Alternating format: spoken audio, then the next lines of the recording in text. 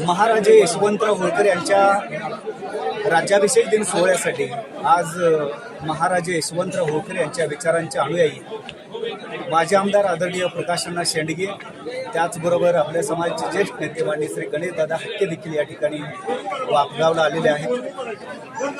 राज्याभिषेक दिन सोहळ्यापासून समाजाने, या महाराष्ट्राने आणि देशाने काय प्रेरणा घेतली पाहिजे, महाराजा यशवंतराव होळकर यांच्या इतिहासापासून आपण कोणता बोध घेतला पाहिजे, या विषयावरती या दोन्ही नेत्यांच्या आपण या ठिकाणी प्रतिक्रिया ऐकणार आहोत। सर्वप्रथम मी माननीय श्री गणेशदादा हक्के यांची प्रतिक्रिया या ठिकाणी घेण्याचा प्रयत्न करतो। दादा, आपण आज महाराजा यशवंतराव होळकर यांच्या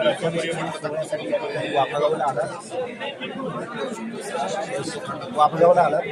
महाराजा यशवंतराव होळकर यांच्या राज्याभिषेक दिन सोहळ्यापासून समाजाने या महाराष्ट्राने या देशाने कोणती प्रेरणा घेतली पाहिजे, कारण कधी नव्हे इतक्या मोठ्या प्रमाणावरती महाराजा यशवंतराव होळकर यांच्या विचारांची गरज या देशाला निर्माण झाली। सध्या स्वातंत्र्य दिन खऱ्या अर्थानं ब्रिटिशांच्या विरोधामध्ये 18 लढाया लढून जिंकणारा हा खरं म्हणजे विश्वातला एकमेव अशा पद्धतीचा राष्ट्रपुरुष, क्रांतिकारी पुरुष अशा पद्धतीची मोठी माननीय यशवंतराव होळकरांचा आहे। आणि दुर्दैवानं या देशामध्ये अशा या पराक्रमी वीराचा इतिहास ज्या पद्धतीनं लिहिला गेला पाहिजे तो लिहिला गेला नाही। अलीकडच्या काळामध्ये वेगवेगळ्या क्षेत्रातून इतिहास संशोधक आणि समाजातले काही तरुण या महाराजांच्या इतिहासाची एक उजळणी करतायत, नव्हे तर त्याचा एक संशोधन करतायत। आणि या संशोधनावरून इतकं प्रचंड अशा पद्धतीचं धवाड खऱ्या अर्थानं ते आमच्या इतिहासाचं हाती लागतंय आणि खऱ्या अर्थानं लोकांना आज इतिहास कळायला लागला।